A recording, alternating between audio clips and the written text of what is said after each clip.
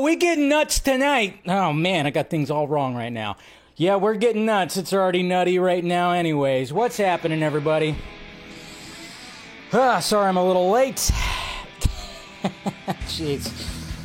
Too many screens open. Anyways, what's happening, guys? Welcome to Film Junkie Live. It is Monday, end of Monday. It is August 19th, and we got some things to talk about. What's happening, everybody? Make sure you guys hit that like, thumbs up. Subscribe to the channel if you haven't already. Do all that. Become a member if you want to support the channel. And then, of course, you got all the sock meds that are around me. Follow. And you can support the Patreon as well. Yes.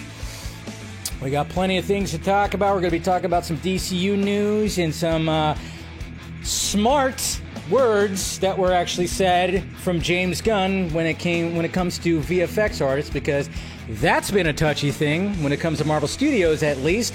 And then we got some comments from Michael Keaton. You want to talk about getting nuts? He had some comments when it came to the Batgirl cancellation. And then, of course, we'll talk about the box office, Alien Romulus, Deadpool Wolverine, Borderlands. That thing's still around? All right. And then, of course, we have Alien Romulus that has a little backlash when it comes to certain things today. So hopefully you guys are doing good. Who do we got out here, huh? Let's see. Who's out there? Hello. There we go. We got Miss Lisa Jackson. Good to see you, darling. Good to see you. We got Ryan right here. We got Versus Seed. Good CGI in my superhero movie. Yeah. Sounds like it's going to be something like that. Hey, there's Mama Film Junkie. How's it going, Mom? Good to see you. Love you. Love you. I hope everybody's having a good weekend. Everybody say hi to Mama Film Junkie. Hopefully you're this weekend. Definitely want to let's grab a meal, dinner, lunch, whatever. We'll do that definitely this coming weekend, and come over and see how the house is looking. We got Andrew. What's up? Hope everyone. I had a pretty relaxing weekend. I stayed home. I didn't have really anything to do, and I was like, cool. You know, you have to have one of those kind of weekends because it just, seems like there was always something happening on a weekend. And this past weekend, I was like, hey, I could actually stay home. I could stay home, get some work done. I had to get some things done when it came to certain things, and then I needed to do some cleaning because things were getting, I was like, all right, it's been a little bit, so I freaking cleaned the apartment, that was for sure. And then, of course, just got some work done. Watched a lot of Alien movies, yeah, that's for damn sure, and we'll talk about that in a little bit. And there you go. Hey, what's going on, Jason? Good to see you, bud. All right. Hoy, hoy, Mr. Jason McKenzie as well. Get this week started off well. We got Mr. Axel right here. We're going to the island where they filmed some scenes for X-Men Origins Wolverine. Really? I didn't even know they filmed some things over there in Australia. I mean, I guess that makes sense with Hugh Jackman. But which scenes did they film there? Was it the opening or was it in the middle? Interesting. All right. What else? Who else we got here? And let's see. Who else we got? Thwip. What's going on, Nate? Good to see you, buddy. Which Alien movie grew on you the most after your rewatch of the series? I'm going to say Alien 3, and we'll get to it. We will get to it. Because I have a love for the franchise, okay? And, yeah, doing the rewatch, I will say Alien 3 and even Covenant moved up a little bit in my book as well, rewatching that. But we'll get there. We'll get there when we'll talk about it. But, yeah, my little rewatch. Jeez. Ahoy, what's going on, Mr. Eric? Binge watched my Adventures with Superman Season 2. See, I'm so terrible. This is what happens. So all this weekend, as I was cleaning and I was working on things, I just had Alien movies in the background. And I'm like, I got so many shows I still need to watch. And I'm like, good Lord, man. So let's get nuts, Brendan. Good to see you. We got Music Man right here. What is happening? Brendan, what's going on? We got RJ. Ayo. So a major Disney Plus show from the biggest IP ever was officially canceled. Yes, we will talk about that as well. and it was a show that ended on somewhat of a cliffhanger. Oh, I know. Yeah, The Acolyte got canceled. It was just announced like an hour before it went live right here. So, and see, you know. See, Lisa knows. I was like, oh yeah. I was like, I had the shirt hanging up. I was like, oh yeah, today's a good day to wear the '89 Batman logo for sure. So you know. I see Taladia Plays. Good to see you. Let's see who else. We got Cortez with James Gunn's comments on VFX work. I wonder if Marvel will do the same for their films. Well, I mean, the movie that they have coming out just weeks after Superman is just begun filming, so there might be a little bit of an issue there, you know? Just saying. What's going on, William? And congratulations, William. He passed 1,000 subscribers on the Sci-Fi Center YouTube, so good. Hey, there we go. Where is it at? There. There you go.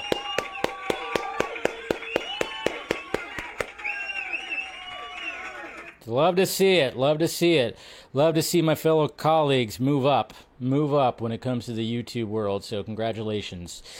Congratulations. We got Johnny Rampage. What's happening? I like your name, man. Really cool. All right, we got Jecky TV. Good to see you. Good to see you. Good to see you. We got... Let's see, I think the Deadpool fight. Okay. Oh, the Deadpool fight. Are you talking about the opening then? So the opening of Origin. So, and then of course we got Skate and Geek Out. Howdy. Hopefully some Alien Romulus success leads to Ridley finishing his prequels and how that ship ended up on LV-426. Yeah, I saw some idiot complaining that it doesn't make sense how that ends up there, and it's like, the dude had some bad takes, and you know he's a writer for I think THR or one of the big trades. He had a couple of bad Alien takes over the weekend, and I'm just like, good lord, guys, good lord, just horrible takes. So, but anyway, so yeah, you're welcome. Yeah, always great to see that kind of stuff. So anyways, guys, appreciate you guys. Make sure you guys subscribe to me, too, as well. And to William, and to everybody else who of course, are colleagues and everything. Get all the different opinions and voices and everything like that. But yeah, guys, the only one that I didn't watch this weekend... Well, I didn't watch AVP, but I don't really count the Alien vs. Predator movies as canon to the Alien franchise, because they're not. They're not canon. As much as whatever the hell. I did put on Alien vs. Predator Requiem, but I paid like no attention to it. I laid on my couch, I was like, fuck it, I'm gonna put it on, and I put it on, and I was like, god damn, this movie's horrible. It's horrible. It's so bad. Alien vs. Predator Requiem is so bad. And then I was just scrolling through my phone, you know, looking at TikTok or YouTube shorts, and then I fell asleep, so I barely watched it anyways. I didn't put on Alien Resurrection, but I did watch Alien Resurrection a couple of months ago. For some reason, I was like, I'm going to watch Alien Resurrection. So, you know, every single Alien movie, from the first Alien all the way to where we're at right now, I can sit and watch, and I'm not talking about AVP, I could watch them all. They all have a unique spin. Do they all work story-wise? No. But they all have their own, I don't know, there's just something there. And when it comes to, obviously, I mean, you guys heard me talk about my whole, like, rankings thing. I even posted, like, a little clip from the Vodka stream on Friday, talking about how I was, like, disappointed in people putting Romulus on top of Prometheus, which, you know, I get it. I was just being, you know, I had the sunglasses on. I was like, hey, the Vodka stream's starting, so I was in that mode of just like, hey, I'm going to talk some shit. I get that it's all subjective, and I remember even Scott, he made a little comment, too, about it. It's like, yeah, because there's something about Prometheus that is, see... Somebody, like, I get why people love the fact that Romulus is back to the basics. It's back to the basics of, hey, monster on a ship, gore, Craziness ensues, and everybody's loving the fact of that. But Prometheus, what I love about that is like Ridley Scott was like, hey, I want to go back and do and change some shit up and just show, you know. But I think Prometheus is just it's just beautiful fucking sci-fi. So that's why I was like, no, Romulus is not better than Prometheus in my eyes. It's up there. And then even watching Covenant and Romulus in my ranking, it could just be like, whoa, I don't know. It's interesting because, you know, Covenant got back to more of the horror aspect in it, but it added to Prometheus. And I forgot how fucking gory that movie is. That movie has some shit going down. But at the same time, it's like, yeah, after everything that's happening, it's like there's still a chapter missing. There's a chapter missing that links these prequels to Alien. And now I'm like, and now everybody's like going, hey, can we get that? And I'm just like, but yeah, but I'll get to it. I'll get to my whole thoughts on Alien 3, doing a rewatch, which I haven't watched Alien 3, and sadly I didn't watch the director's cut because I know I have watched the director's cut, and it is better than, of course, the theatrical. But I have some thoughts. I have some thoughts about Alien 3 that I'll get to when we get to the tweets, because I did post about it in one particular thing. So, but yeah, it's all, you know, again, it's all subjective. I mean, I get it. I'm not, you know, I like to talk shit when it comes to, you know, rankings and what we all like and stuff like that. I also like, you see that? I added this right here. When I was cleaning the place, I was like, oh yeah, I have the little bag right here that I got at the director's cut screening. So I hung it up right here. It's probably not going to stay right there. I just put it right there. So anyways, okay, so let's get to the tweets, huh? Let's get to these tweets and see what's going on in the Twitter world. We're going to start off right here. And Ryan Reynolds, of course, he's been doing a lot of tweeting and a lot of posting. And he posted this image right here that somebody made showing Deadpool. Was he part of Endgame? Well, that's what this art is right here. Look at that. Yep.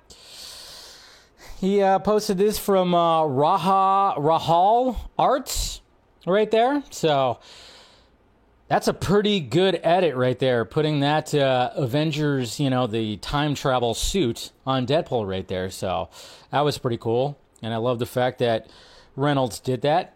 Been doing a lot of posting. It's cool. Dig it, dig it, dig it. Let's see here. What else we got? Let's see. Oh, look at this. Well, you know,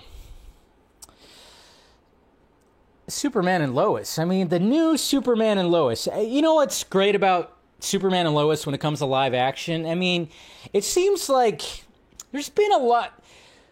I would say the only one that the only pairing of live action Superman and Lois that I could think of off the top of my head, and I'm just mainly, I mean, even like, you know, the shows and everything, the only Superman and Lois or Clark and Lois pairing. And now, mind you, we haven't seen the chemistry of Corn Sweat and and Rachel. I can't remember her last name right now. Anyways, I'm just saying, like, when it comes to live action, both of them, we haven't seen them yet, but it seems like they're going to be very, very awesome. But every the pairings between the two actors that are playing Superman and Lois seem to always been great. I mean, obviously, you know, when it started off with Miss Kidder and Reeve, and then, of course, I think, like, when it came to pure sexiness, Terry Hatcher and Dean Cain, that was pretty hot right there. And then, of course, you have Superman and Lois. You have, you know, obviously Amy Adams and Henry Cavill. I think, like, when it came to Superman Returns, Kate Bosworth, I didn't really like her Lois, you know? And I think they still had good chemistry and stuff like that. But, I mean, these two right here, come on. Come on. What are we doing here? I mean, look at them right there. They're out to dinner. It's like, they just look, hey, you know, I can't wait to see the chemistry between these two. Brosnahan. Sorry. I think it was because I was thinking about Kate Bosworth. So I was like, I was thinking about her name. I was like, no, Brosnahan. So that's what threw me off right there. But yeah, that was a shot right there where they were all out, you know, so. But I think, like, I think most of the time they've all been great. But I think, like, when it came to, you know, when it came to Superman Returns, it was kind of. And then, guys, Isabella Merced. Oh, she said that word. She said that word that some people, specifically people who are, certain people in the fandom that might not like this word, but naturally, obviously, her being an alien Romulus, she's been asked a lot about her role in Superman as Hawk Girl, and basically, she said something in a recent little clip right here, interview that happened, that, maybe some people are like, she did say the F word. Isabella Merced describes a heartwarming and loyal take on Superman. The whole movie is very loyal to comic books, but with a James Gunn twist. So I really think it's funny, it's clever, and it's also heartwarming. Funny, dick and fart jokes. Well, there probably might be some of that. It is James Gunn, so there might be some of that. She also did say in an interview too, it wasn't an interview, I think it was a red carpet premiere, one of the red carpets, where she did basically confirm that, hey, guess what? The costume that you saw me in, that was just the costume for the time period. It's not my legit costume. But then she was like, I can't really say anything, but I think we all kind of assumed we know that you're wearing Max Lord. You're wearing a Lord Tech costume, so she pretty much confirmed that as well. But yeah, she did say it was funny. Just hopefully it's not too over the top. I will say that. Not too over the top, right? That's all. Just not too over the top. And then speaking of DC stuff, we got this motion poster for the Penguin right here. This looks pretty cool. Cannot wait. September 19th. The city will be his. The city will be his. There you go. Gotta love that. And then Hugh Jackman over the weekend, he posted, this is kind of cool right here, because he posted his first day showing up to the set of Deadpool and Wolverine right here. And he's full on bearded, full on just ready to go, full on everything and everything like that. And this is it right here. This is the video right here. Look at this. Good morning. That's pretty much it. And then, of course, you got this shot right here with Sean Levy. So, yeah, that was the first day of him showing up to the set of Deadpool and Wolverine right there. Just little things like that. You got to love that. And that was on May 22nd of 2023. Day one of filming Deadpool and Wolverine. So it had to be a magical day for Hugh Jackman. You got to love seeing stuff like that. It's cool. It's cool. I forgot about this. Ooh, I got to save that for when we talk about DCU news. I almost forgot about that. Dude, okay, so, well, first off, happy birthday to Matthew Perry. You guys know that I was a big Matthew Perry fan. When he died, it hit hard because, I watched Friends. I didn't watch it from the very beginning. I think I came into it my mom was watching it, and then I came into it about season 3 into season 4. But I really liked his personality and sense of humor and stuff like that. It was one of those, I'm kind of like that too, a little bit, and it struck hard. And then there's a lot of things that are happening with this. Did you guys see this right here, where it said 5 individuals have been arrested amid a drug investigation into the tragic passing of Matthew Perry. The arrests include 2 doctors, Matthew Perry's assistant, and a drug supply source known as the Ketamine Queen, who all took advantage of the actor to sell him ketamine. Jesus Christ. Sad. And yeah, he just had his birthday. I think it was yesterday. He would have been 55 or something like that. I think it was I saw that recently, and I didn't retweet about it, but it's just it's crazy because this dude just suffered with his addiction for so long, where even when he got better, when he got off when he got off speed and alcohol and all that stuff, he still needed something. And ketamine was, I guess, his in his remaining days was still, he still needed something. And sure enough, you got this right here. So there's there's still going to be things that are going to be coming about when it comes to this. And it's sad because it's like he just could not stay off of something. He couldn't be just fully clean.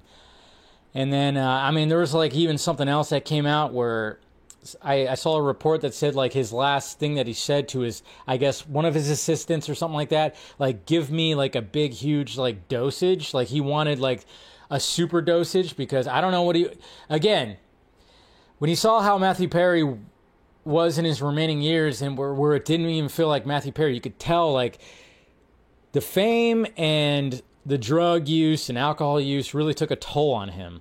So he couldn't go full on cold turkey and just be completely sober. You saw that. I remember seeing the Friends reunion a few years ago that came out. And, you could tell that he wasn't the same guy anymore. And it's just sad. It's just sad. And when you have these, it goes to Robin Williams and other comedic geniuses, people who just, want to entertain and want to make people laugh, and they have these demons. It's crazy, and it sucks. It just really sucks. But, he just didn't quite kick his addiction fully. He kicked it when it came to certain things, but he still had something going on, and it just sucks. Just freaking sucks, man. Just sucks. But let's move on. And, oh my God, guys. You guys aren't going to believe this. You guys aren't going to believe this. We have a scoop from a scooper. You're not going to believe what he has to say right here. Okay, guys? All right. I don't know if you saw this, but this is crazy. This is just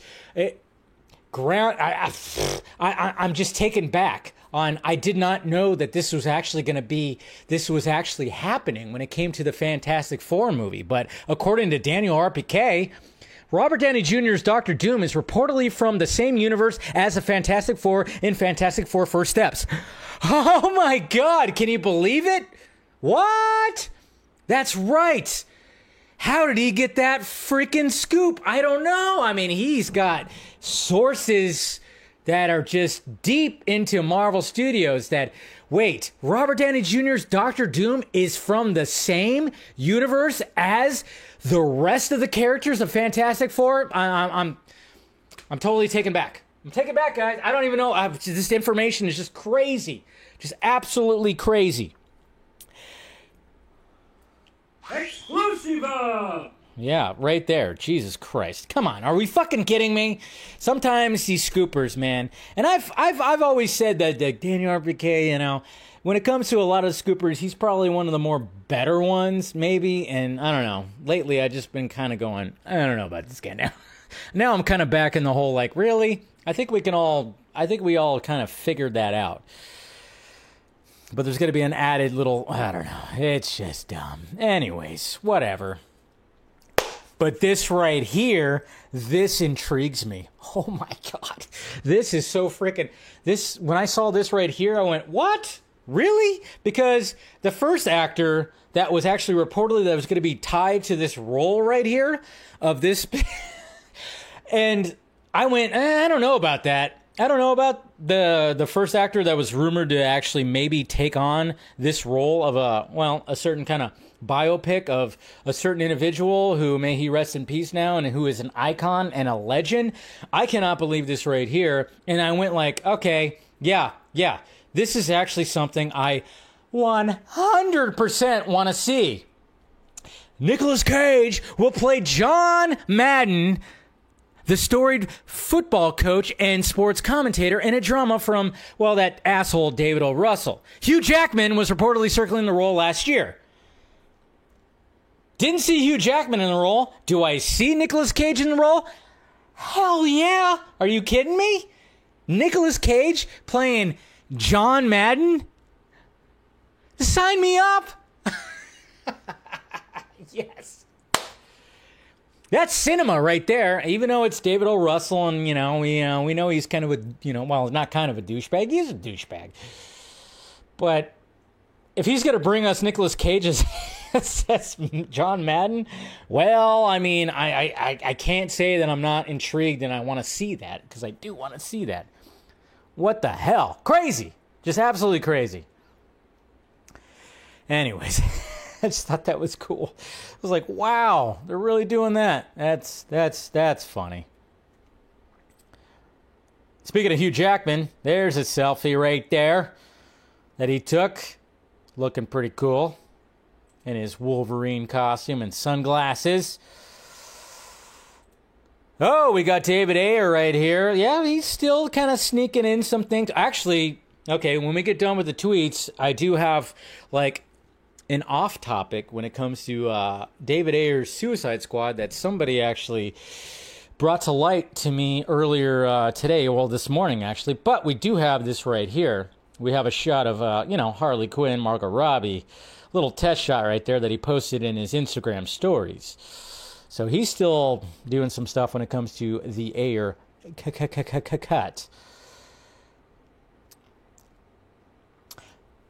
And then, yes, guys, Alien Romulus coming out, and it looks like it's actually going to be doing hopefully some good money, where maybe we'll get some, we'll get some more, maybe a little, but I don't know if they're going to continue where they are in the Alien timeline for Romulus. I don't know what else they could do. Are they going to continue with Kaylee's character, Rain? Are they going to continue with Andy, which, of course, seems like a fan favorite when it comes to the new artificial person, when it comes to the Alien universe? I will say, though, when it comes to the artificial people of the Alien universe, you know what? There hasn't been, they've all been good. Yeah, two of them suck, at least when it comes to David and Ash. They suck because they are kind of diabolical, but it's kind of cool because when I was doing my rewatch, obviously Ash and David, David's the reason why the Xenomorphs exist. Ash, he went crazy, and then of course we, spoiler alert if you haven't seen Alien Romulus, but we have a different version with the same kind of, model when it comes to Alien Romulus.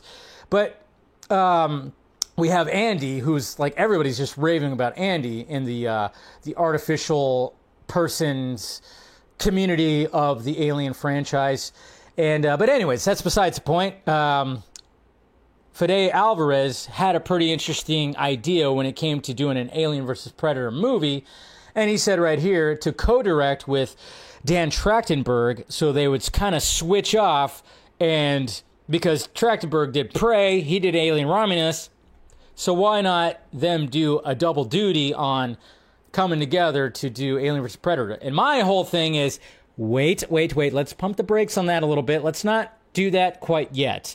Let's do a couple more movies first. Let's do another Predator movie and another Alien movie before we start pairing them together again. Let's pump the brakes a little bit. Let's pump the brakes. But we got to remember, though, remember, because, again, the AVP movies, not canon to, I would say, either, it'd probably be more canon to the Predator movies more than the Alien movies, I would say, but I don't think it's canon for anything because, the Xenomorphs, again, did not exist until David came along. So let's just omit those, and we could still have an Alien vs. Predator movie that could take place in these timelines. And remember, in Predator 2, we do see the Xenomorph skull on the ship when Danny Glover's character sees the different skulls. So there is that little Easter egg right there, at least. So maybe they can capitalize a little bit on that.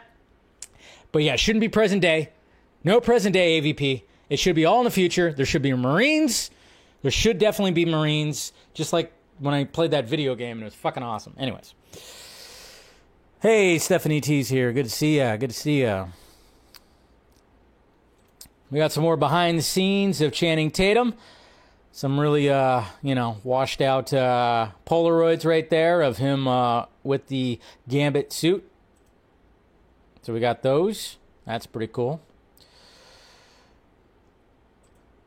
This is kind of funny right here. Speaking of Deadpool and Wolverine, we got the Dead Boys. some Muka Arts right here. Put Butcher right there. We got Frenchie. We got Mother's Milk. And then, of course, we got, what's her name? Karen. I can't remember her actual name in the freaking series. I suck, I know. But that was pretty cool. And then there's me right there. Hold on. Let's go back to there. All right. Let's see what else we got. Did you guys see that? Okay. Okay, this is funny right here because, one of the funny scenes that was happening when it came to Deadpool and Wolverine. When it came to Deadpool and Wolverine, and of course Deadpool just like hopping through all the multiverses trying to find a good Logan. And one of the funniest things was the joke about, of course, having the comic accurate height version of Logan.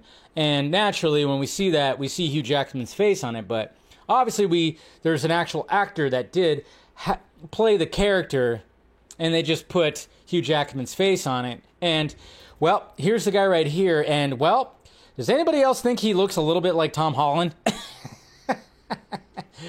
Yeah. Or related to Tom Holland? Maybe it is Tom Holland, and he just bulked up and, took a lot of testosterone and grew a bunch of hair. I don't know. But there's the selfie right there.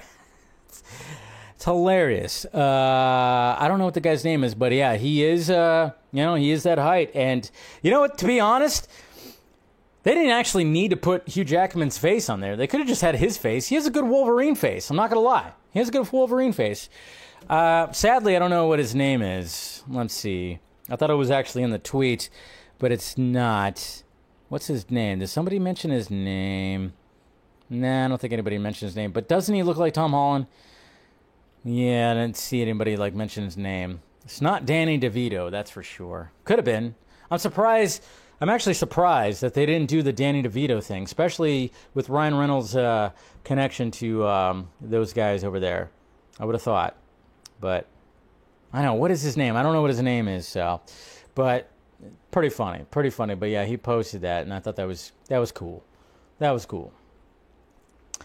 All right, what else we got? So I don't know if this is true, but this could be true, and maybe it is. I don't know. If it is, it's kind of frustrating if it actually is true, but who knows? It's just, coming from Film Facts right here on Twitter, apparently, obviously we're talking a lot about Alien Romulus, and then, of course, we start thinking about Ridley Scott, we start thinking about James Cameron. Obviously, both of those two made excellent Alien movies. I mean, obviously, Ridley Scott made 3 excellent Alien movies, but according to Film Facts, James Cameron says there was an agreement at one point to make Alien 5. He was going to write the script and Ridley Scott would direct. Fox chose instead to make Alien vs. Predator, which he thought would ruin the franchise. After that, he lost interest in making another one. If that's true, and it kind of sounds like it would be, because the first Alien vs. Predator movie, that was totally just like, make it PG-13. It's a movie by committee, because you watch that movie, it definitely is. It's ridiculous. But they were actually going to do an Alien 5. They were going to do an Alien 5 that was going to be written by James Cameron and directed by Ridley Scott. God damn it, man. God damn it. That sounds like it would have been freaking on. That's frustrating. If that's true, that's frustrating. But naturally, I remember seeing interviews with James Cameron, and he thought that Alien vs. Predator was great. Yeah, he also thought that Terminator Genisys was awesome, as well as Dark Fate. Jimmy Cams, during interviews, he'll just say whatever he's being paid to say. Right? Oh, boy. Oh, boy. Oh, boy. Oh, boy. And then there's this right here. Mark Hamill, he will still remain in my heart and a lot of our hearts as, Luke Skywalker, voice of the Joker, iconic characters. But sadly, I don't know. In the past few years, Mark Hamill's kind of fallen off a little bit. He's fallen off a little bit. He's gotten way too political. He is totally being paid by, the Democrats. They are totally throwing money at him because he's just always talking politics, and no matter what, no matter who is on that side, he is all about it. I mean, he was saying that Joe Biden is totally perfect candidate, he's sharp, he's great, and then all of a sudden Joe Biden got ousted, and now it's Kamala, and then he's like, it's Kamala, she's it, she's totally it. Obviously they had to shift it because, it was very democratic for them to just do that anyways. That's besides the point, but, he's just kind of fallen off a little bit. And can you believe this shit right here when it comes to at the Fan Expo and how much he's charging for autographs? Somebody spotted this right here. So if you want a photo with Mark Hamill, $400. Premium, $500. Bulky, which I have no idea what the hell that means, $700. Limited quantities available. So autograph and photo. That much. Geez, Mark, it's almost like inflation is a bitch. What is that? Seriously? I mean, that keeps the lines low for sure. But holy shit. Somebody's got some debts they need to pay, right? Maybe, Mark? I don't know what's going on with that, but yikes. That's not good. Oof. Oof. Oof, oof, oof. That was making the rounds. That does not look good on his behalf. Not look good. That does not look good. But hey, you know what? If you could do it, I guess, and people want to pay it, then why not? He's very much on the side of against capitalism, but very much for capitalism, apparently. Am I right? All right. Anyways. Jokes, jokes, people, jokes. It's all jokes. All right. There's another thing we'll talk about when it comes to that. Okay, I laughed way too hard at this. I laughed way too hard at this.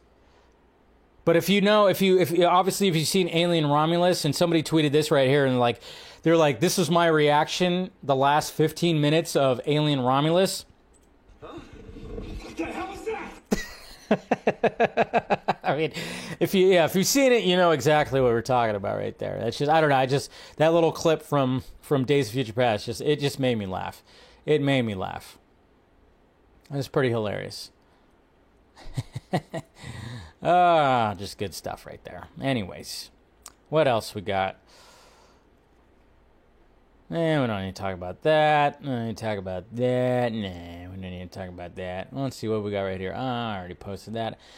Oh, yeah, and then, of course, let's see. Well, we got all that. I posted something about Taylor Swift being a fucking hack because she lip syncs. We don't need to talk about that, right? We all know that I will never understand people paying a bunch of hard-earned money to go see an artist lip sync their songs. That's something that's very prevalent into in the pop music community. And that's why when I go see live music, it's rock music, and they're playing the instruments and they're singing the songs. That's why you guys know that Foo Fighters are my favorite band. And Dave Grohl threw some shade over at Taylor Swift because he actually said that we're actually performing and doing this stuff here. Yeah, there was a clip online that was showing that Taylor Swift was just lip syncing, which I know that's a common practice, but I'm just kind of going, I would never want to pay money to go see an artist lip sync their songs. Even Michael Jackson, okay? I get that Michael Jackson, king of pop, icon, everything like that, but when you go watch even those old performances and you know that he's lip syncing pretty much the whole time and he's doing the same 6 dance moves, which, yeah, we all think it's good, but I don't know if I even want to pay money to go see that back in the day. As great as he made fantastic music and the guy could move, but I don't know if I'd pay to go see him. I don't know. When I go see a band, you're hearing the raw music. They're playing the instruments. I saw the Foo Fighters over a week ago, and Dave Grohl was screaming his balls off, and I was screaming with him. Okay? You don't get that with fucking Taylor Swift some of the time. Yeah, she sings some of the time. I saw somebody actually give me shit. They're like, well, she's been on a tour for like 2 years, so give her a break. I'm like, no, fuck that. No. That's part of your, if you're going to agree to do that, you got to sing. You got to sing, man. Anyways, rant over. But we got, so this is a cool little tweet right here from Ryan Reynolds talking about Hugh Jackman. On August 14th, 2022, Hugh Jackman stopped his car to call me. He'd been having a crappy week. He'd had the flu, 2 flat tires, and some random idiot egged his house. But what happened next happened fast. He told me he wanted to bring the Wolverine back. Months later, We not only brought Wolvie back into the light, he'd at long last wear the iconic yellow suit. Sean Levy and I didn't talk about it much, but we were feeling a ton of pressure, worrying about how we walk these characters into the MCU. Worrying about all of our secret characters staying secret, along with many moving parts.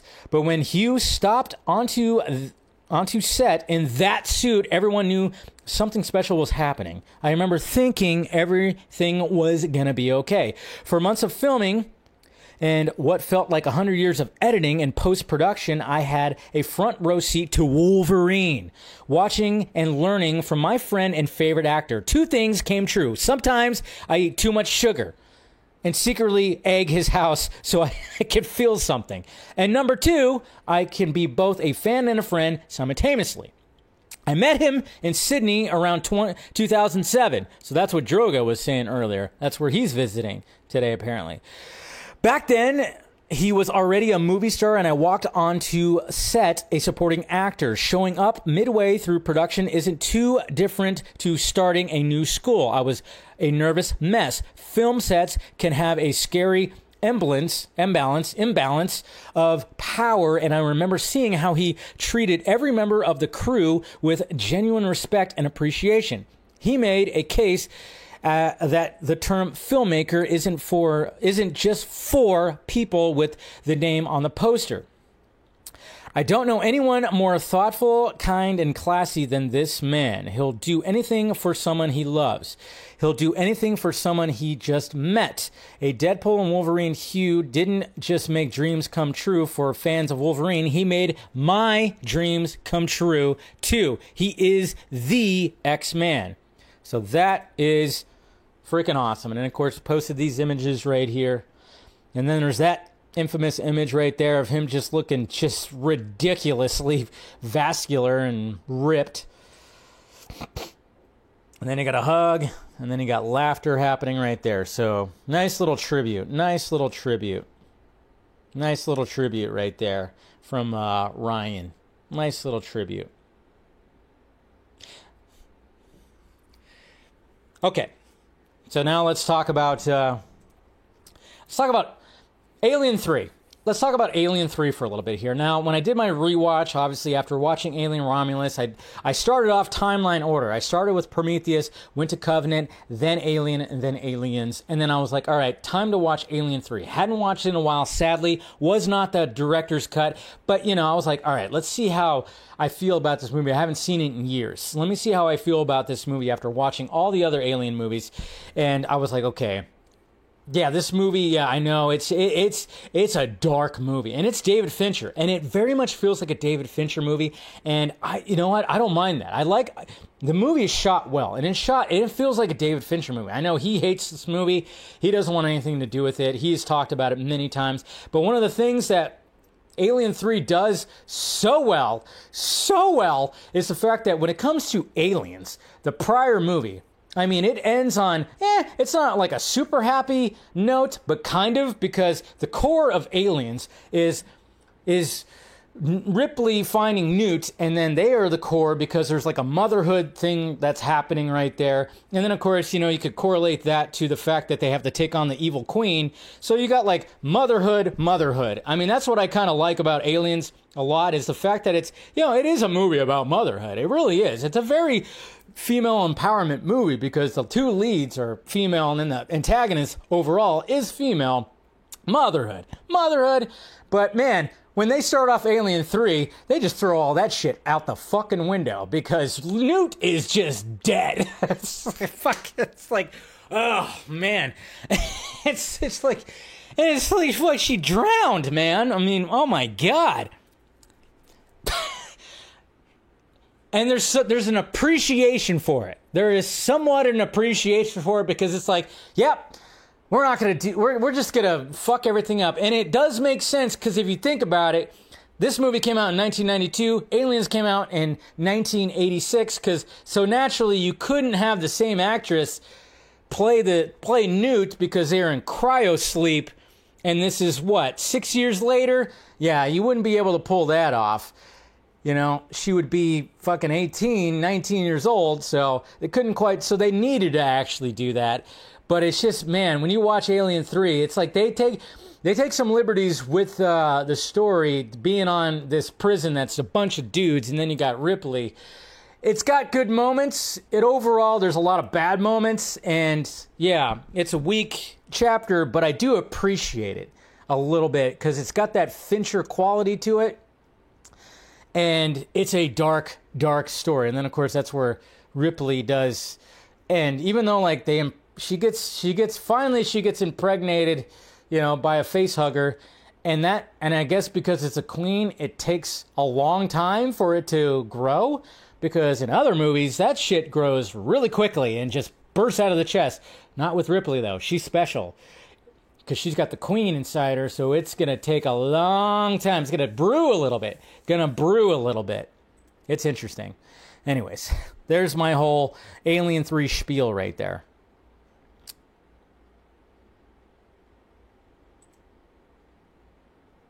All right, we don't need to talk about that. And we'll talk about that in a little bit. Oh, we got a new Joker 2 poster that was released today. Very cool little poster, very detailed. We got the blood on them as they dance. It's going to be very interesting with all the Joaquin drama. It's going to be interesting. I don't know if this movie's going to make $1 billion. Do we think it's going to make $1 billion? I don't know if it's going to make $1 billion. Who knows? And then Sean Levy. Okay, so somehow Sean Levy posted the best looking behind the scenes shot of Hugh Jackman in the full Wolverine costume.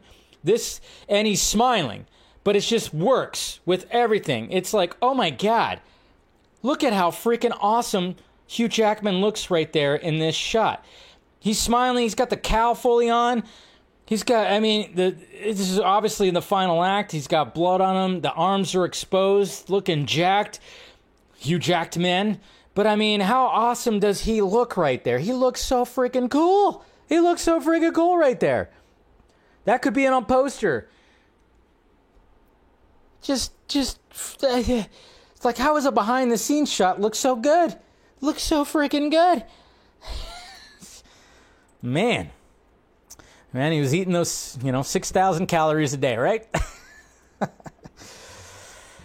And then we'll see if this works out right here. But apparently there's going to be a Poltergeist TV series that's going to be coming to Amazon. So, Caroline, is it going to be based off of that? Are they going to have a Caroline? Are they going to do all that? Or is it going to be like an anthology series? Is it going to be a continuation series? I don't know. I didn't look into it all that much. I think the first, because there's only been 3, right? There's been 3 original Poltergeist movies. I think they're all 3 pretty excellent. The first one's, of course, the best one. But the other 2 are actually pretty good, too. The third Poltergeist movie, and made the actress the girl who played Carol Ann, she actually had like a rare disease or something, so she passed away. But I will say that the third one scared the shit out of me when I was younger. Because the second one I didn't watch all that much, and that had that creepy old dude when the family was going out on vacation, and of course they came across, the poltergeist and whatever the hell, and they had this old creepy old man dude. But then when it came to the third Poltergeist, it had the same child actor, the child actress that played Carol Ann, who visits a cousin, or I don't know, but they live in like a skyscraper. It had Tom Skerritt in it. So then the poltergeist beings, the demons and whatever the hell, followed her to where she was at, and it was actually pretty freaky. So the original Poltergeist trilogy is actually pretty damn good. It's a pretty fucking solid trilogy. Like, all 3 of them are pretty unique and pretty damn good. So who knows what the frick this TV series is going to be like. But we got some more concept art, of course, when it comes to Deadpool Wolverine. They just keep on releasing concept art, and which is cool. It's cool to see some of these characters and how they were kind of thinking about how they would look in the movie. But this particular concept art, I kind of wish was actually a thing that we saw, but I don't know how they were actually going to fit it in there and what it would have been. Maybe it would have been for the Deadpool core. But yes, there you go. You got a mixture of Wolverine and Deadpool right there. Uh-huh. this costume looks fucking awesome. I mean, this looks amazing. Maybe they'll save that for another movie or something like that, but that looks really cool. What do they call him? Wolverine pull. Wolverine pull, of course. So I'm kind of wondering, was that in the final act? And they just said, nah, that's a little too much. But I think that's pretty cool. Save that for something else. Oh, we got some fan art right here. I thought this was pretty cool when it comes to at least Superman. We're going to be talking a little bit about Superman, and right now, obviously, everything in post-production. But someone right here named Will Rios made this art right here that shows Clark Kent and Superman together. And again, it's like one of those things where you just look at it and go, all right, I know some people were talking shit about Clark Kent's, like, veg head, you know, his hair being all curly and whatever the fuck. But, I mean, at the same time, it's like, well, glasses aren't just going to freaking do it here, guys. So that's pretty good art right there. Even the costume looks better than what we've seen live action, you know. I know some of the lines are a little off-putting for some people, but it actually looks kind of cool. But I think I really dig this art right here.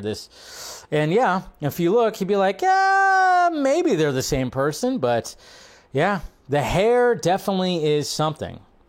I mean, the hair was going to be one of the things that was going to be an attribute when it came to the Clark Kent of Nicolas Cage, when it came to Tim Burton's Superman. That long hair, yeah, that was going to be a thing. And then apparently there's going to be a Pacific Rim prequel series that's going to be happening at Legendary. That's another thing. So we got that. I don't know, that could be something there. We got our first images from the piano lesson, which just had a pretty star-studded cast. We got Sam Jackson, we got Ray Fisher, Daniel Deadwyler, and then, of course, John David Washington. So we got some behind-the-scenes right there. There's Ray Fisher and John David and Sam Jackson right there. There she is. That's going to be on Netflix, the piano lesson. We heard about that, so always good to see that Ray is getting more work. He's getting more work. And then this might be one of the, well, no, I mean, there's so many tweets here, but we got this right here. What is Zack Snyder's favorite theatrical release of one of his movies? Because, well, let's face it, Zack Snyder is the director's cut guy. So does he actually have a favorite of his theatrical releases? And I think you guys know exactly which one it is, because this movie didn't have a director's cut. What is your favorite theatrical cut of any of your films? Well, Superman. Man of Steel. Obviously, yes. Of course. Yeah, that's so true.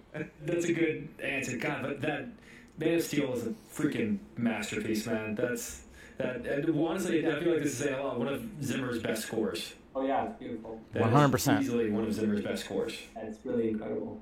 I like that he plays at his concerts. His concerts? Have you had a chance to go to one of those? I haven't, but he's coming to the Hollywood Bowl, so I think I may see him. Oh man, what is your? Ooh, I would love to go see Hans Zimmer at the Hollywood Bowl. Zach, give me tickets. Come on. But yeah, I mean, naturally, of course. I mean, if you think about it, that's like, it was kind of funny because I remember at the first SnyderCon, that was one of the things that was mentioned. It was like, yeah, I mean, there wasn't a director's cut of Man of Steel. There was not. That is the director's cut. The cut that we got, the cut that was released, the cut that we've watched for the past 10, 11 years, that's the director's cut. So there actually wasn't that. Of course, you know, all the other ones, I mean, yeah, of course, there has been, but, you know, such a masterpiece. So Cinema Blend, guys, there you go. And then, yes, guys, I think we're not all shocked at all. We're not shocked that The Acolyte, which, of course, I reviewed every week, talked about the episodes, and you guys know my opinions on it, where it was just, when it came to The Acolyte, there was so much high hopes, because it was about the Jedi murder mystery. Carrie-Anne Moss as a Jedi? Did you just reach into my wet dreams there, Lucasfilm? But then you killed her in like the first 5 minutes, and then she was not in it all that much, and I'm like disappointed, but maybe we'll see what happens. But yeah, when it came to The Acolyte, I mean, there was pieces there. Good villain. some great lightsaber action, but the story overall, I don't know, the whole mystery, trying to solve the killings, stuff like that, kind of got lost with all the backstory of course, the lead, and then the lead was not as interesting, and the actress was not that great of an actress, in my opinion. Didn't really help the series, and then the sets looked very much on a stage, and some of it just didn't feel, it wasn't good. And then, of course, see, I'm not one of those that's going to be like, woke, and say everything. And by the way, those guys are having, of course, they already posted all their videos. They had those thumbnails ready. They definitely were ready for this news right here to drop their videos and everything like that. And then I just didn't really like, they missed. It missed. But yes, The Acolyte canceled. No season 2 for Disney Plus's Star Wars series. The story of The Acolyte will not continue, with Lucasfilm opting not to proceed with a second season of the Star Wars offshoot, of course. And then continuing right here, this is from Deadline. Word of the decision comes more than a month after the 8-episode first season of the series from creator, director, executive producer, and showrunner Leslie Headland. And then it says right here, The Acolyte did okay with critics, 78%, but divided Star Wars fans. Are you serious? Of course. It seems like everything does. Seems like everything nowadays does divide Star Wars fans, but at the same time, it's like, I don't know. It's just, you can't blame this. Yeah, I mean, there was a lot of things, and then when they push back on Star Wars fans, and like, I remember the lead actress released like some dancing video where she was going against like fan complaints, and then of course they call everybody racist, which there's some of them that are, sure, but there's some people that just have legitimate complaints in the storytelling and the cinematography and the acting that have those complaints, but of course they get grouped into these assholes, and it's just it's a mess. They missed. They totally fucked it up. So hey, no Acolyte. I don't think we're all worried. Hopefully when they're supposed to make a Jedi centered movie, right? I think the Mangold movie is supposed to be that, or the Rey Skywalker. I don't know. Hopefully they've learned. They probably haven't. But hey, happy birthday to you. Happy birthday to Manny.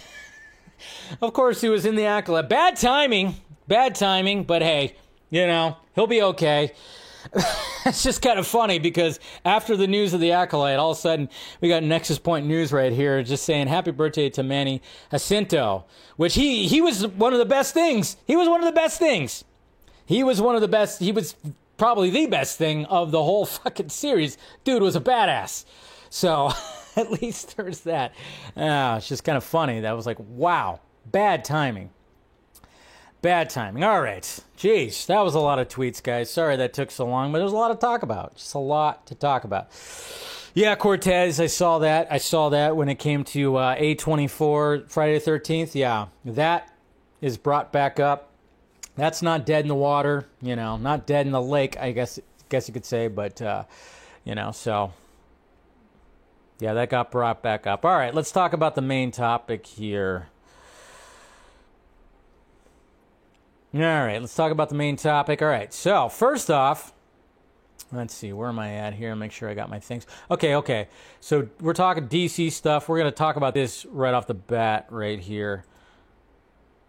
Somebody brought this to attention right here, and I'm just kind of going like, what? Okay, so interesting. And apparently it's been confirmed when it comes to, well, we're going to talk about past DC news and DC things right here, but this is going back to David Ayer's Suicide Squad, and somebody dropped this and tagged me in this, and I was like, oh wow, I didn't even know that this was actually a thing. But apparently, according to somebody who's seen it, and there's been only a handful of people who've seen it, but according to this right here, so we have this shot right here of the script from the Suicide Squad, and then, of course, some concept art that has Batfleck in Gotham City sewer, Croc's flashback. This is a flashback right here on Batman's back as he moves through the brick tunnel. It's pitch black, water up to his waist.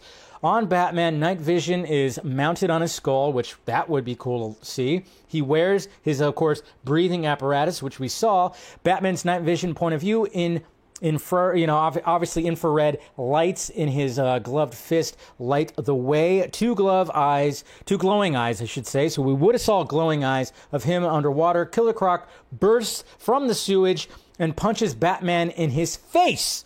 Batman falls back, grabs Croc's legs in a leg lock, but Croc reverses the hold and spins violently as crocodiles do. Batman clawing slime slick bricks for purchase. Croc grabbing for his breathing mask, hoping to drown him. Batman gets Croc in an armbar. Killer Croc says, I ain't been in your way. Why you on me, Bats? And Batman says, ask the 50 people you killed.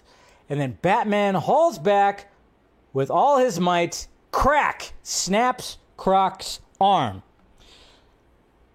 Apparently, from people who've seen the Ayer cut, this was filmed. This is in the Ayer cut. What? That's the first time I'm hearing about that. What the hell? So apparently that's in the Ayer cut. Now I'm wondering how much was complete. Did they filmed all this? We didn't hear anything about this, but it's been confirmed by somebody who's seen the Ayer cut that said yes, that this scene is actually in there. So there's more Batfleck that we have not seen when it comes to the Ayer cut of Superman. I'm like, what? Jesus Christ, release the freaking Ayer cut just for this scene right here. More. I want to see it in general, just to see David Ayer's realized vision. But this scene? We have a scene? More Batfleck of him taking on Killer Croc? Are you kidding me? Whew. That sounds amazing. I want to see this. Damn it, man. So there you go. Hopefully. Gotta release that freaking Ayer cut, man. Release that Ayer cut. All right, now to the DCU, now to modern day. We had James Gunn post the Argus logo right here. Just randomly. He just posted it, took a picture, posted it. Obviously, we're going to be seeing this in Peacemaker Season 2. So, it looks like the Argus logo. Got like the little eyeball and the A kind of thing and the whatever. They're watching. So, James Gunn did post that. So, a little tease when it comes to Argus right there. And James Gunn, he didn't even post a caption. He just posted it. He's like, fuck it. We're just going to post it. And then when it comes to certain DCU news right here, let me go back because we might have a little misstep when it comes to, obviously when it comes to Lanterns. Lanterns is like the people who are writing Lanterns, they've all gotten together and there's already like, I think it's called Latitude or something like that. There's already like, you know when they do productions and they have like a secret word for the production, they have the production name. They already have all that, and apparently the showrunners are meeting together. It's already in pre-production right now. It's already in pre-production, if we want to see right here. Oh, come on, you. Come on. What are we doing? I don't know. Sorry. Everything was taking forever. But let's see. So we have a couple things when it comes to this right here. So, yeah. So we had this right here.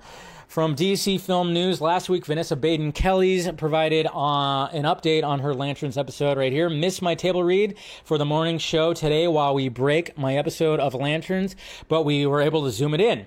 And then, of course, she has involvement when it comes to that. And yes, they already have like a little running title when it comes to that. But womp, womp, womp, womp, womp. So there's been an update. So apparently when it comes to Booster freaking Gold, we heard that Danny McBride, John Carceri, and Jeff Fradley, they were going to be the writing team. They've written a lot of things together when it comes to shows, especially with Danny McBride starring. They are apparently not involved with Booster Gold anymore. Well, that sucks because you'd think like, those guys' humor could probably fit, Booster Gold. And then, of course, again, it's like, can James Gunn just announce that Kumail is your Booster Gold? It's already out there. You didn't debunk it. You might as well confirm it because people keep on... Well, we got this shot right here. So we got all of them right here. They're in Paris, of course. We got everybody here. Mr. Saffron right there. And then, of course, we got Kumail and his wife. And then we got the comment, can't wait to see Kumail Nanjiani as Booster Gold. It's like, okay, so he's Booster Gold. I mean, let's face it. We got to accept it now. I'm still not okay with it. I don't want him to be. I'm like, all right. But, you know, if that's going to be the case, fine. Fine if that's going to be the case. Oh, man. I know, I'm just like, ugh. Oh, why is this being such a... I swear, Twitter sometimes. Twitter, you frustrate me anyways. But yeah, I'm not too happy with Kumail. I'm like, I don't really... I don't know. But what can you do? What can you do? So VFX artists it's been a touchy thing, especially when you've heard the stories, the horror stories, I guess you could say, when it comes to VFX artists working very long hours, having to sleep at their desk and not getting extra pay, and basically having just grueling hours. And a lot of it has been linked back to Marvel Studios.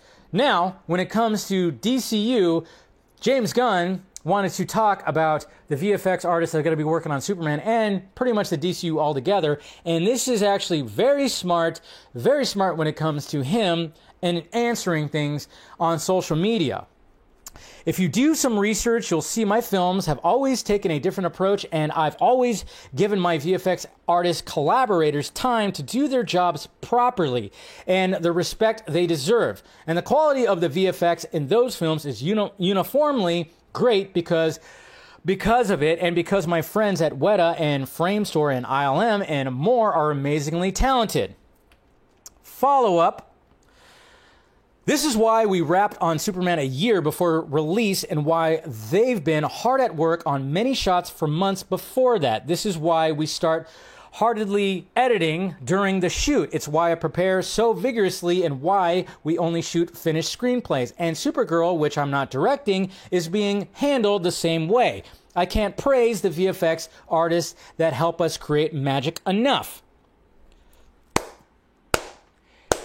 The reason why I clap, and the reason why this is good to put that information out there, and I get it, there's some people that are going to be like, geez, James, where you're patting yourself on the back. Yes, he is. But at the same time, that's been a topic of discussion where people have been like, what the hell, Marvel Studios? So this is where you have a leg up. And what's happening? What's coming out a couple of weeks after Superman next year is Fantastic Four, and they've just started filming. Now, mind you, I'm sure they have a lot of prep, and they probably got a lot of previs that are happening with Fantastic Four, but something tells me that the fact that they are just beginning to shoot Fantastic Four, that some of those VFX artists might end up working those long hours yet again. So the fact that Superman has a year and they've already been working on VFX shot and editing, and there's been that prep and that kind of way of doing this, yeah, put it out there. It's good to put that information out there, because a lot of people, I've even seen people who work in the biz give praise to James Gunn posting this. This is a good thing regardless of how you feel about James Gunn. This is a good thing for the people that are helping make this movie. It's a good thing. It shows you that, okay, hopefully there's going to be some good quality here, and we're not going to get shoddy last-minute VFX shots that look rubbery and all kinds of shit, you know? We're talking to you, Black Panther. So yeah, hopefully it's all good. So I actually think that was actually very smart for James Gunn to post that. To just let it be known that, yes, we're treating the VFX artists correctly. I mean, to me, it's almost a little bit of a jab. It's a little jab over there at Kevin Feige pants, you know? A little jab thrown, huh? I think James Gunn knew what he was doing. Throwing a little shade over at the studios over there that he used to work at, yeah. But anyways. And yeah, Black Widow, oof. So there you go. That's all the DCU news right there. We talked about Lanterns, Booster Gold, and, of course, what James Gunn had to say right there. All right.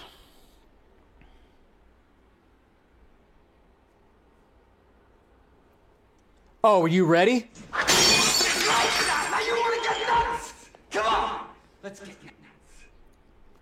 Oh, yes. Now it's time to talk about Michael Keaton right here and a certain GQ interview that he had. Obviously, he's going to be promoting Beetlejuice, so a lot of interviews are happening, and naturally there's going to be people that are going to be asking about his return, not only to Beetlejuice, but also Batman when it came to The Flash last year, which we were all excited for. I was excited for. I still very much enjoy The Flash. I actually, not this past weekend, but I think the weekend before, I put it on. I enjoy the movie, okay? Yeah, it's got its flaws, but I enjoy the movie. And seeing Michael Keaton back was just freaking awesome. I mean, you guys know how much I love this logo. Love Batman 89. If you watched my video I posted a few weeks ago about 25 facts about Batman 89, go check that out. I'm going to start clipping some of those facts out soon, so I'll be posting those like crazy. And then, so now we have Michael Keaton talking about this, and yeah, we're not going to go through the whole entire, of course, interview right here, but we're going to talk about just a little tidbits right here when it comes to this man that doesn't freaking age, man. Look at that stud. Look at that stud and those eyebrows. He's always had great eyebrows, right? Always had great eyebrows. The Zen dad wisdom of Michael Keaton. That's what this is right here. So, and then of course doing some posing. I mean, yes, he's probably had some work done, some lifts, some things happen, but it's not noticeable. So it's not noticeable, you know, when it comes to that. So, but anyways, let's see. Let's kind of scroll right there. Looking studly in that jacket right there. And then, of course, talking about Beetlejuice. And they even talked about how Beetlejuice goes Hawaiian. That script was on the table, like, for so long when it came to that. And, you know, they talk about how finally they got the script right when it came to Beetlejuice. And now they're freaking making it finally. So, and we keep going. There's a lot to go through right here. Okay, so here's where we start talking about some Batman stuff right here. And, you know, basically just talking about, like, you know, at first glance, All-American Michael Keaton and goth mastermind Tim Burton seem to have nothing in common. They do, in fact, match each other's proverbial freak. I love Michael because he has a certain energy, Burton told me. That's why I wanted him to be Batman, because you just look in his eyes and he seems intelligent, scary, crazy. Yeah. Everything all at once. Back when Burton tapped Keaton to play the Caped Crusader in Batman, it was a controversial choice. Yes, like I said, refer back to, go watch my 25 facts. I talk about this. And so much that in the pre-social media days, 15,000 comic book nerds wrote Warner Brothers to protest the casting of course, Keaton, not a comics guy, but by any means, did not quite understand the fervor. Now he looks back at what Burton did with a different lens. Tim deserves enormous credit. He changed everything. I can't necessarily say this, but there's a strong possibility there is no Marvel universe, there is no DC universe without Tim Burton. He was doubted and questioned. Totally agree with that. He paved the way, man. He paved the way. And then, of course, talking about, obviously, people who donned the bat suit after he did. Plenty of esteemed actors have since wriggled into the bat suit. George Clooney, Christian Bale, Ben Affleck, Robert Pattinson, but Keaton is still considered to be one of the best Batmen, and certainly the best Bruce Wayne. He's even reprised the role twice in 2023's The Flash and in the unreleased Batgirl, the latter, which was scrapped by Warner Brothers amid cost-cutting measures and will never see the light of day. Was the fate of Batgirl disappointing to him at all? And this is where people went, "What the hell, Michael Keaton?" No! I didn't care one way or another. Big fun, nice check. Keaton says, rubbing his fingers together in the universal gesture for moolah. Woo, yes, I respect the honesty. But then, gets a little awkward right here in the interview. He pauses for a second, then softens slightly. I like those boys. They're nice boys. Talking, of course, about the directors, Adil and Bilal. I pull for them. I want them to succeed, which they have with Bad Boys. So at least there's that. And I think They felt very badly, and that made me feel bad. Me? He says, shrugging, I'm good. Keaton is starting to get visibly agitated with this line of questioning. He tenses up, and I suddenly find myself on the disapproving end of some of cinema's most famous eyebrows. What did I tell you? Dude's got great eyebrows. Got fantastic eyebrows.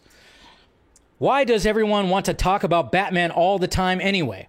At the end of the day, it was a role he played, like any other. If there was one thing he really got out of it, it was this.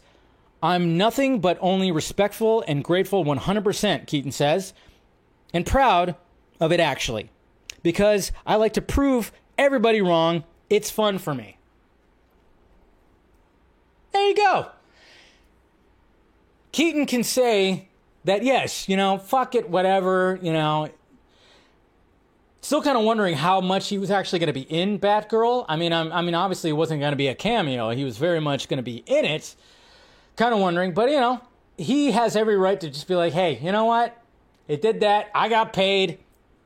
Now my kids and grandkids and their grandkids, they can have some of that right there. But I know, I get it. It does, like when you see the quotes, especially when it's out there on Twitter and stuff like that, it sounds dickish. It does sound dickish, but you got to get the entire context. And I think Keaton realized, yeah, that was a little off, that was a little, But at the same time, this is a whole interview that just has to do with Keaton. And I love how the interviewer was like, you know what? Yeah, I bet you he gets just asked about Batman all the time. He's probably been asked about Batman in interviews after interviews after interviews for the past 35 years, So, I don't know. I think he's earned the right to just be like, hey, man, it happens. It's a business, because he said that earlier in the interview. If you read the whole thing, he talks about the business being the business. And he goes, hey, I got the check. And, at one point, it sounded like Hamada in the old regime were wanting him to be like the Nick Fury type in this Batman thing. And it does suck, because if Hamada actually was using his freaking head, he could have just went like, well, okay, we could do this Flashpoint kind of thing that they wanted to do, which I was all for. But it's like, all right, but immediately, and I was hearing this too, that, yeah, Keaton really wanted to do the Batman Beyond scenario, and it would have been, and on what I was hearing, that he wanted Tim Burton to come back to direct Batman Beyond, so then you would have this Michael Keaton and Tim Burton trilogy of movies, which I thought, man, that would be a way to go out. That would have been cool. Like I've always said, as much as I enjoyed him in The Flash, if I had to pick between him in The Flash or him actually just them making that Batman Beyond movie with Tim Burton, I would have preferred that instead, and then for The Flash to actually just do like the legit Flashpoint story where it was Thomas Wayne. I just would have preferred, him to wrap up the story like this. But like I said, when it came to that old regime, they didn't know what the fuck. But, again, we still do have The Flash. And like I said, when he shows up and he shows up in the bat costume, it's still pretty freaking awesome. So there you go. So don't be upset with Michael Keaton. Don't be upset with him. I say don't be upset. I'm not upset with him. Nah. Again, he's got those great eyebrows, man. He really has those great eyebrows. Anyways, and watch Multiplicity if you haven't already. One of my favorite movies of his. All right. Touch my peppy, Steve. All right. Let's see. Let me get that. All right. Okay, we got the box office, and Deadpool and Wolverine finally, second place. Second place, obviously, Alien Romulus was going to take the box office this weekend, but obviously we had the $1 billion for Deadpool and Wolverine, but it's also now the all-time biggest R-rated movie of the year. Biggest movie of the year, of all time, I should say. What am I saying? But we got a couple of things before we start talking about the box office. Let's see, where is it at? We got Kevin Feige talking about, the R-rated biggest ever. Thanks for making Marvel Studios' first R-rated movie the biggest of all time. It's fantastic to see that audiences are loving this movie as much as we all loved making it. All those conversations were worth it. So there's Kevin Feige. And that's not it. We also have the ex-director champion right here, Todd Phillips, complimenting and congratulating Deadpool and Wolverine. Have to tip my hat to Ryan Reynolds and Sean Levy for this absolute steamroller of a movie. We knew it was going to be big, but this is too much. Congrats to everyone involved.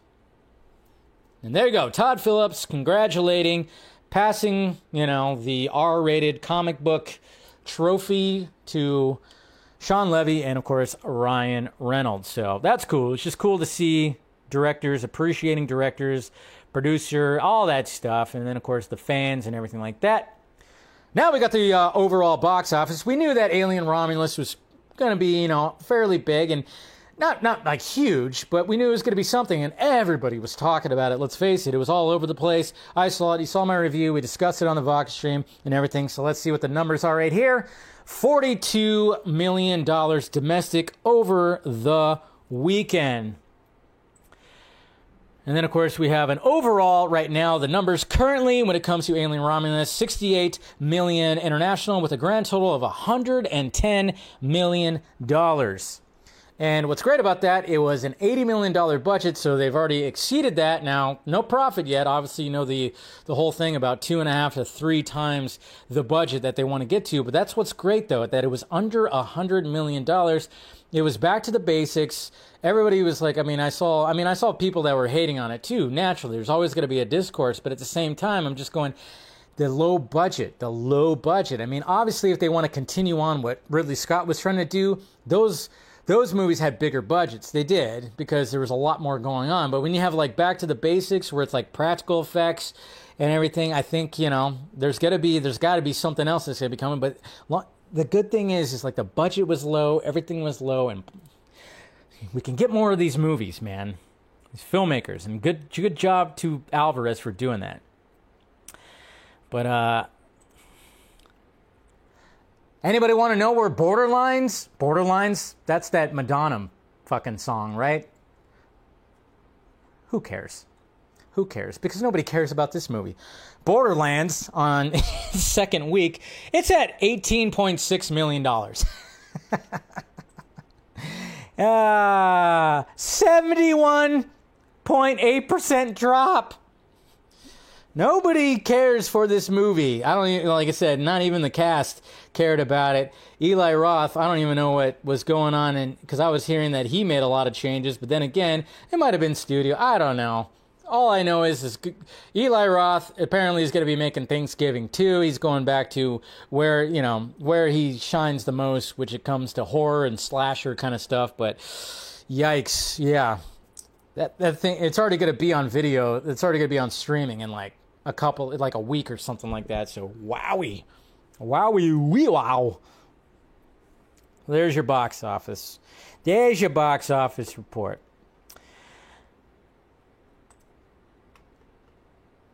Here we go. There's it. Ooh, okay. Okay, so Alien Romulus. Speaking of Alien Romulus, yeah.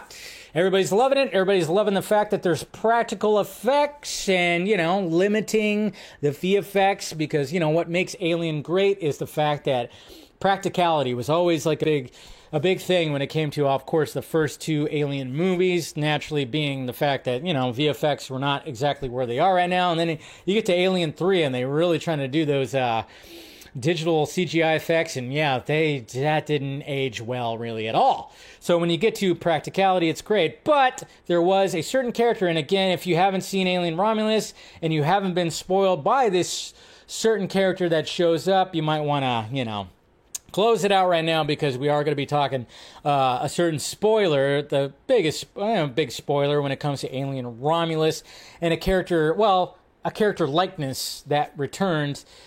So you've been warned. Okay. So obviously it has to do with Ian Holm, who played Ash, the original artificial person when it came to the first Android. So how did he come back? Well, controversy, because those two letters that people don't like to see, AI. The makers of Alien Romulus defend their AI resurrected Ian Helm. We did it all with a lot of respect.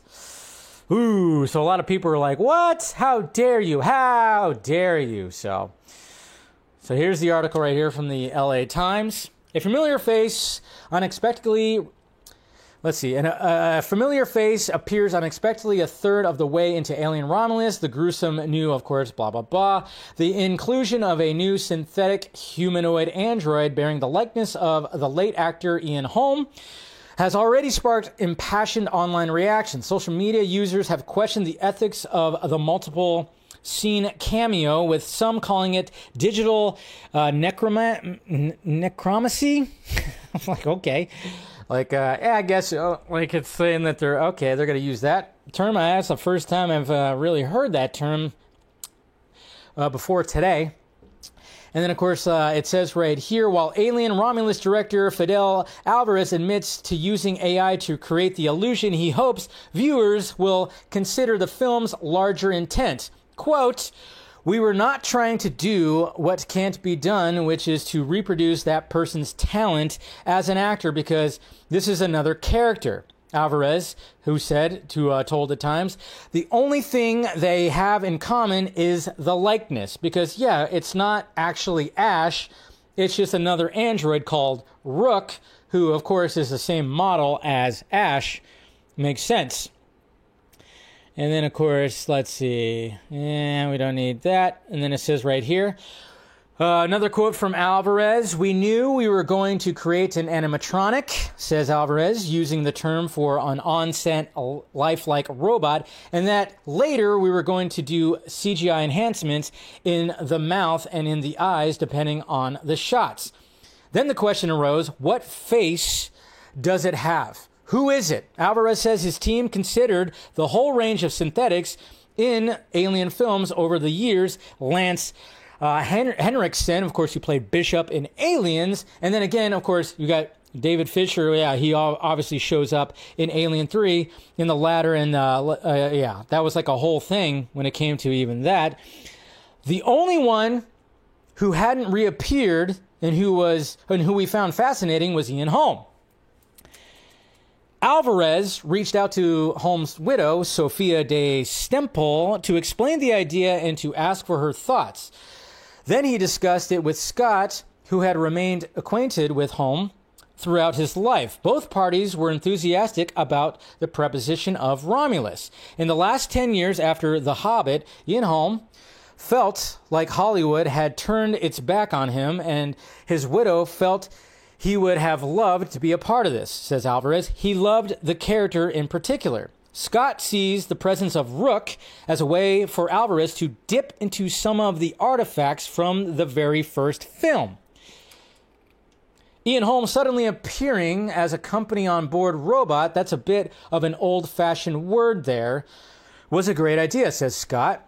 That's how ideas work. Grand ideas evolve. The next step is Blade Runner, where you get Roy Batty as an evolved replicant, a human who's not human, but actually, in essence, in old terminology, a robot.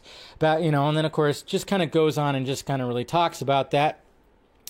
For the production of Romulus, Rook was designed as an animatronic in the image of Holm, with facial movements that were the work of off-camera human maneuvering.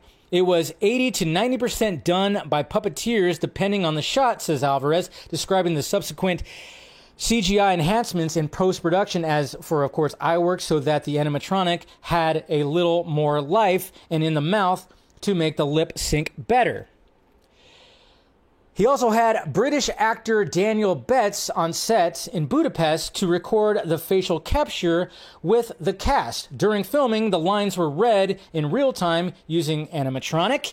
Betts' voice was then transformed to sound more like Holmes using generative AI and computer modeling. We're not bringing someone back to life and saying Ian would have done it that way, says the director. He would have obviously done it differently. We had an actor who was on set, who worked on the dialogue, who worked with the actors. It's not like we skipped hiring an actor. Alvarez doesn't think it's feasible for AI to replace actors in the near future. His choice to use the tools to create Rook, he says, was solely specific on this film and the franchise. It's so much more expensive to do it the way we did it. It's much cheaper to just hire an actor. He explains, doing it this way requires a team of so many people and so many parts to get it done, and it's never going to be really convenient. So there you go. So it was about, they did actually have a physically, like an actual, like animatronic presence, like that was 80, 90%. They had another actor they hired to do the dialogue, and then, of course, they used AI to generate the voice and everything like that. So it wasn't even that much AI. So they utilized it as a tool to bring it back. And then some people are like, well, why did they have to even do that? Because, it's not even the same character. But again, I was like, well, I was cool because I did the whole like, oh my God, it's... I couldn't remember what the original android's name is. Me and my dad were like, what was his name? What was his name? Shit. And then, of course, my dad, 5 minutes later, was like, oh, it's Ash. His name was Ash. So it was cool to see that, Obviously, some people are picking apart the CGI look of the face and everything, but I thought it actually did add to Romulus, and it had that connective tissue to the first one. But, both parties were good. Everything was good. It just seems like, people, if people are getting too crazy when it comes to... I saw somebody said they should have just used not David Fincher, but Michael Fassbender, used like the David or Walter model. But I was like, well, that doesn't work with the timeline because that was much earlier. This was a different model of synthetic person. So, but they could have used Lance, what's his name, that played Bishop. Maybe they could have done something like that too, but then it still would have been, they still would have had to done the de-aging, stuff like that. I don't know. I think it kind of worked, and I think like if people are getting huffy-puffy about this, using AI as a little bit of a tool, and it's not like they still hired an actor, and it was cool with the, the widow, still cool with everybody. So I think it's okay. I don't know. I think it's okay. I don't know how you guys are feeling about it. But I don't think there needs to be that much huffy-puffy. I mean, AI, no matter what, is going to be utilized. It's always going to be utilized. It's just going to be utilized for everything. But it's just the fact that it's got to be utilized in the best way. You got to utilize the tools and not just outright replace actors or bring back actors full on. That just gets a little weird. I don't know. To me, it's just like utilize it a little bit as a tool. Anyways, let's get to some questions now. And only a couple questions right here over here on Twitter. All right, so Eric, speaking of Acolyte Dave, I found it kind of funny how Star Wars fans panicked over the show's BS, saying it destroyed the franchise. I just shake my head at this and go, how? It's all so lazily written. The show decanonizes itself. We'll all forget as bad fanfic. Yeah, you bring up a good point. Yeah, it's like, okay. I like how you use that GIF right there. It's a very horny GIF you used right there. But yeah, I think people are just going to be like, all right, it didn't ruin Star Wars for me. I still have high hopes for like some kind of really good Jedi movie, hopefully. So, Devon Wooter, hey Dave, I just watched RoboCop, incredible movie. Do you have a favorite scene? There's numerous ones. I like the one where he like shoots the guy in the nuts when he's like holding up that girl and she's like wearing like a skirt and he just like shoots right between her legs and shoots him right in the nuts. That's a favorite one. For me, it's Kirkland Smith when say you burn the fucking money, man, and what's your scary scene from Aliens movies, and James Gunn calling out Marvel starting a war. Yeah, I mean, I don't think he's like starting a war or calling them out. I think he's just throwing a little shade when it came to the VFX stuff. A little bit. Cooper Knox, Michael Keaton saying he got a nice big paycheck from Batgirl is the most Michael Keaton thing Michael Keaton has ever done. So there you go. Yeah. And then Darkness Under the Wind. Dave, question 1. The Acolyte now canceled. Could you see what was set up to be explored in a different project that takes place within the time period? Yeah, I mean, they had the, what's his name? Darth Plagueis. And then, of course, Yoda. Obviously, they showed the Yoda shot at the end. But Darth Plagueis, I think a lot of people are going, wow, they set that up and that's not going to be... Well, I mean, maybe they could put him somewhere else. I don't know. Question 2, who would you want the Justice League and the DCU consist aside from Batman, Superman, and Wonder Woman? Well, obviously the Lanterns would be nice to see. Be nice to see a Green Lantern in there. Hawk Girl would be cool to see her as part of the Justice League at first as well, too. That'd be pretty sweet since they're already establishing her, so... Booster Gold, maybe not yet. Maybe not Booster Gold quite yet. So, anyways, that's pretty much it, guys. Man, this was a long one today. I had a lot of tweets. A lot of tweets to go through, a lot of information to go to. You guys are awesome for sticking around. Much appreciated, guys. Go ahead and hit that like, thumbs up. Subscribe to the channel if you haven't already.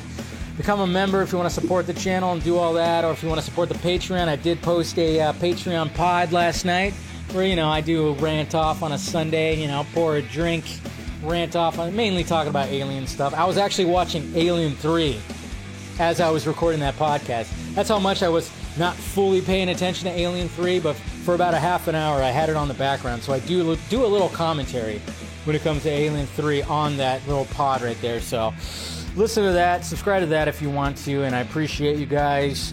I'll see you guys on Wednesday. We'll see what we're going to be talking about there. I know one of the topics will be probably, well, if there's going to be reviews, we might talk about reviews for the Crow remake, but I don't know if the reviews are going to be up by then. They might save those for later on because the movie might suck, but we might read some internet reactions. Maybe we'll get some of that. So I'll see you guys on Wednesday.